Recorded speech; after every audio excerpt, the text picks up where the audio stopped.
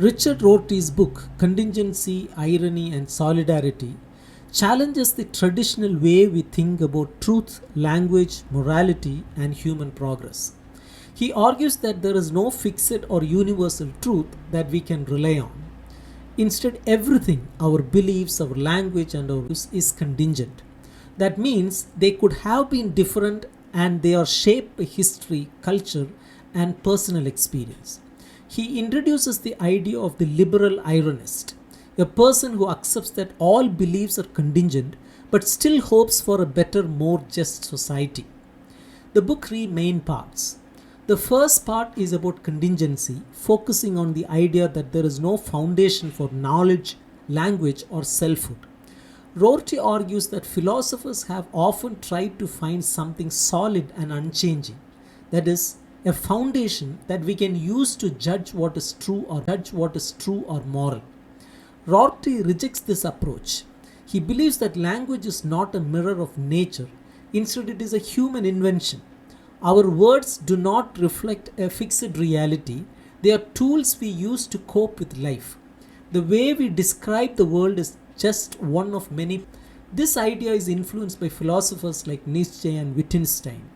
Rorty says that we should give up the dream of certainty and instead accept that our beliefs are always changing and shaped by culture and time. In the same part, he applies this view to the idea of the self. He says that there is no deep true self waiting to be discovered. Who we are is made up of the stories we tell about ourselves and the vocabularies we use. Just like language, the self is contingent. Different words and descriptions can create different identities.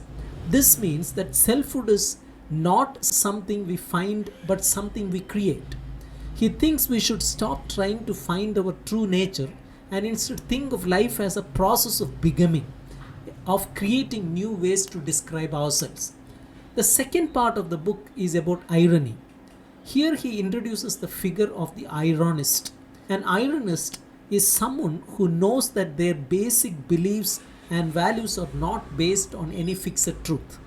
They know that the words they use could be replaced by others, that their culture is not necessarily better than others. Ironists are always aware that their views are historic and contingent. They are open to change, skeptical of final answers, and interested in continuing conversation. He discusses several writers and thinkers who show this kind of attitude: Nietzsche, Derrida, and Heidegger. He admires their willingness to question traditional ideas and their open new ways of thinking.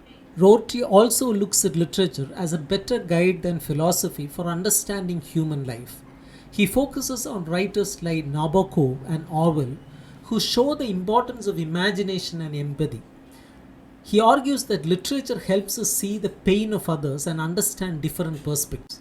This leads into his political view that solidarity, a sense of connection and care for others, comes not from shared beliefs in truth but from the ability to see others as fellow beings.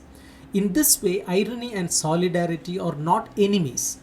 An ironist may doubt everything, but they can still care deeply about justice and reducing suffering. In the third part of the book, he talks about liberalism and politics. He wants to defend a form of liberalism that does not rely on big philosophical foundations. Instead of saying liberal values are true because of some natural law or rational proof, he says we should support them simply because they work, because they help reduce cruelty and promote human freedom. A liberal is someone who wants to avoid cruelty and humiliation. A liberal ironist accepts that their political values are contingent, but they still hold them strongly and for them. They don't need to believe that their way is the only right way. They just believe it is better and more humane than the alternatives. We should stop trying to combine private self-fulfillment with public moral theory. He separates the private and public spheres. In private, people can experiment with different identities and vocabularies. They can be ironic, skeptical, and creative. In public, people can work together to build a freer, kinder society, even if they don't agree on everything. The key is to focus on solidarity, on reducing cruelty and helping others, rather than searching for eternal truths or shared foundations. He also discusses the idea of redescription. People grow and change by finding new words and new ways of telling their stories. He calls this process redescription. Redescription allows people to escape old limitations and new possibilities for themselves. It is a form of freedom. He thinks that thinkers like Freud, Nietzsche, and Proust show how this works. They help people see life differently by offering new vocabularies. Another chapter is about George Orwell and his warning against cruelty. Rorty praises Orwell for showing how people can be humiliated and broken by totalitarian systems. Orwell reminds us that the worst evil is cruelty, not false beliefs. Rorty uses Orwell to show why we need solidarity. We need to care about the suffering of others even if we don't share their beliefs or values. He also discusses the difference between the strong poet and the philosopher. A strong poet is someone who invents new ways of talking and thinking, someone who reshapes how we see the world. He thinks strong poets are more useful for human progress than traditional philosophers who try to find stable truths.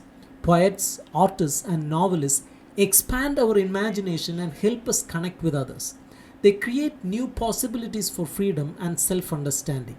In the final chapter, Rorty offers a vision of society that values openness, tolerance, and pluralism. He believes that many different voices and vocabularies can coexist. We don't need a single truth or shared foundation, just a shared hope for less cruelty and more kindness. His vision of liberalism is one that welcomes difference, supports free expression, and aims to reduce suffering. It is grounded not in reason or nature, but in the ongoing process of conversation, imagination, and redescription.